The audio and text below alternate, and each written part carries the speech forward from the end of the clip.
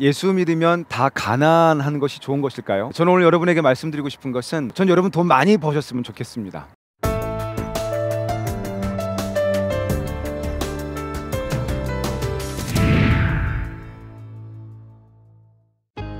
성경은 우리가 모두 가난한 것을 원하고 있다고 말하지 않습니다. 성경은 그 물질과 돈을 어떻게 사용할 것인가를 말씀하고 있는 것이지 우리 모두가 돈을 다 버려버리고 가난하게 살려고 말하고 있지 않다는 것입니다. 성경은 대체적으로 우리에게 두 가지 명령을 주고 있다고 볼 수 있습니다. 첫 번째 명령은 무엇이냐면 창세기 1장 28절의 말씀입니다. 하나님이 그들에게 복을 주시며 하나님이 그들에게 이르시되 생육하고 번성하여 땅에 충만하라. 땅을 정복하라. 바다의 물고기와 하늘의 새와 땅에 움직이는 모든 생물을 다스리라 하시느니라. 성경이 우리에게 첫 번째 주신 명령은 다스리고 정복하고 생육하고 번성하는 것입니다. 그러므로 우리가 번성하고 다스려지고 이 모든 것을 함께 한다는 것은 결코 나쁜 것이 아닙니다. 우리는 이것을 문화 명령이라고 합니다. 우리는 문화 가운데 살잖아요. 우리가 살고 있는 이 모든 문화를 우리가 다스리고 또 생육하고 번성하면서 가라고 성경은 말해주는 겁니다. 성경은 우리에게 두 번째 명령을 내리셨습니다. 마태복음 28장 19절과 20절에 보면 이 두 번째 명령이 나오는데요. 그러므로 너희는 가서 모든 민족으로 제자를 삼아 아버지와 아들과 성령의 이름으로 세례를 베풀고 내가 너에게 분부한 모든 것을 가르쳐 지키게 하라. 볼지어다 내가 세상 끝날까지 너희와 항상 함께 있으리라 하시니라. 오늘 성경에 말하는 두 번째 명령은 지상 명령입니다. 모든 민족으로 가서 하나님의 제자, 예수 그리스도의 제자를 삼으라는 거죠. 그러면 하나님은 오늘 우리에게 말씀을 통해서 두 가지 명령을 주신 거예요. 하나는 다스려라, 생육하고 번성해라. 두 번째는 하나님의 나라와 복음을 위해서 모든 민족으로 나가 복음을 전하라. 그러면 돈은, 물질은 어떻게 사용하는 것일까요? 가난해야 되는 것이 아니라 내가 가지고 있는 모든 것을 하나님 나라 위해서 마음껏 쓰라고 성경은 말해주는 것입니다. 하나님은 우리에게 4T를 줬다고 혹자는 말합니다. 4T가 무엇일까요? 첫 번째는 time, 두 번째는 talent, 세 번째는 treasure, 네 번째는 truth.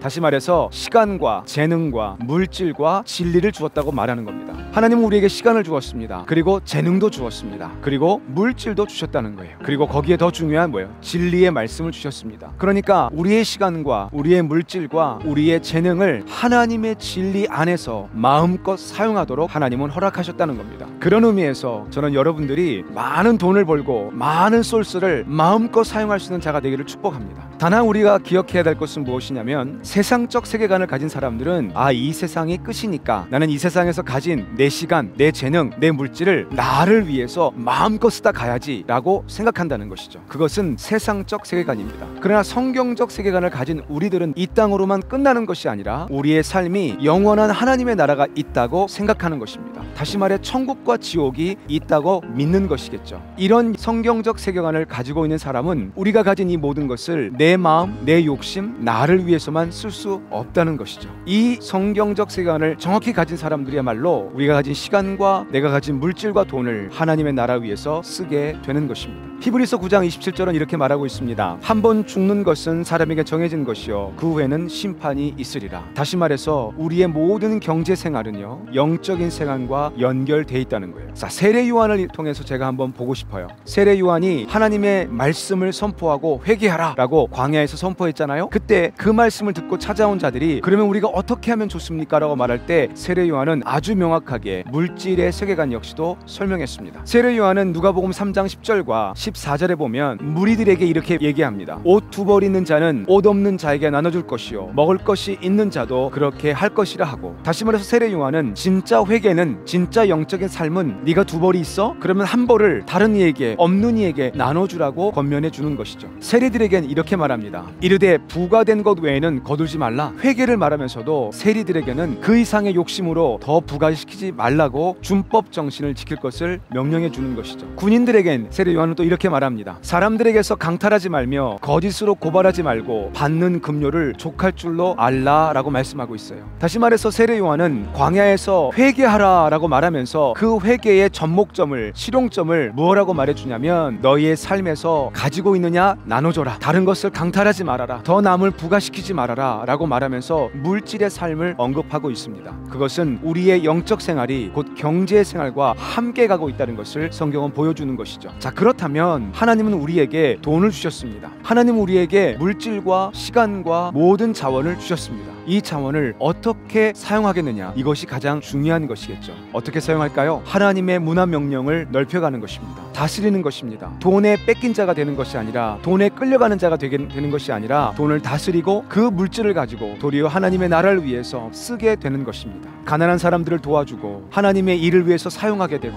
또 어렵고 힘든 자들이 하나님의 복음을 위해서 내 물질이 마음껏 사용될 수 있다면 우리는 그 지상 명령을 정확하게 지켜내는 자가 되는 것이겠죠. 사람이 너무 어려우면요, 어려워서 원망해서 하나님을 떠나더라고요. 그런데 너무 많아도 그 많은 것 때문에 하나님을 버리게 되는 경우가 있습니다. 그래서 우리 이렇게 기도합니다. 하나님, 너무 부하지도 말고 너무 핍절하지도 않게 하옵소서. 이 기도가 참 지혜로운 기도 같습니다. 그러나 더 중요한 것은 무엇이냐면, 하나님, 내게 주신 것을 하나님의 나라를 위해서 내가 쓸 수 있는 지혜를 주옵소서 라고 우리는 기도해야 할 것입니다. 여러분에게 도전합니다. 여러분, 물질이 많으십니까? 두려워하지 마십시오. 걱정하지 마십시오. 그것이 잘못된 것은 결코 아닙니다. 여러분, 물질이 없으십니까? 낙담하지 마십시오. 그것 또한 역시 잘못된 것이 아닙니다. 물질이 있던 없던, 많던 적던, 내가 가지고 있는 것을 하나님의 문화 명령과 하나님의 지상 명령을 위해서 쓰일 수 있다라면 나는 지혜로운 하나님의 청지기가 될 것입니다. 그래서 하나님은 우리에게 보호장치를 위해서 율법과 말씀과 계명을 주신 것입니다. 우리 10계명의 첫 번째가 무엇일까요? 나 외에 다른 신을 두지 말아라. 왜 하나님이 그렇게 말씀하셨냐면, 이제 점점 세상이 하나님보다 물질을 사랑할 것을 아셨던 것 같습니다. 그래서 나 외에 너희 마음속에 물질이라는 것을 더 사랑할 때가 올 것이다. 그렇게 나 외에 신을 두지 말라고 물질을 신이라고 정의하고 있습니다. 말씀을 한번 볼까요? 마태복음 6장 24절의 말씀입니다. 사람이 두 주인을 섬기지 못할 것이니 혹 이를 미워하고 저를 사랑하거나 혹 이를 중히 여기고 저를 경히 여김이라. 너희가 하나님과 재물을 겸하여 섬길 수 없느니라. 제가 지난 시간에 그 말씀 드렸죠. 여기서 나온 재물은 곧 만몬, 돈을 사랑하는 마음, 돈을 쫓아가는 마음을 말했습니다. 그 마음이 신이라는 거예요. 너희가 하나님과 재물이라는 두 신을 섬길 수 없다고 재물을 신이라고 이야기해 주는 것입니다. 그만큼 능력과 파워가 있다는 것이죠. 오늘 성경은 우리에게 말합니다. 나 외에 다른 신을 두지 마라. 물질과 하나님을 겸하여 섬길 수 없다. 하나님을 우선으로 섬겨라. 물질은 우리가 사용할 도구일 뿐이다. 그래서 오늘 여러분이 갖고 있는 물질과 시간과 모든 재원을 하나님의 나라, 문화 명령과 지상 명령에 쓰임 받는 여러분과 제가 되기를 주의 이름으로 축원합니다.